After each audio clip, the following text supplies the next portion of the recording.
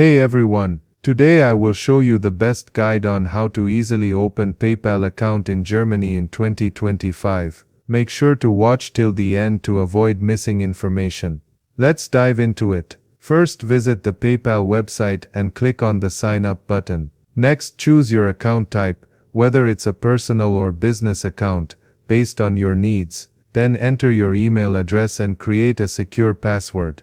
You'll need to fill in your personal information, including your name, address, and phone number. After that, link your bank account or credit card, for example, a German bank account or credit card for transactions. Check your inbox and verify your email by clicking the link sent by PayPal. To continue, complete identity verification by uploading documents like your ID and proof of address. For added protection, set up security questions to enhance your account's security. And finally, once everything is verified, you're ready to start using your PayPal account for secure online transactions.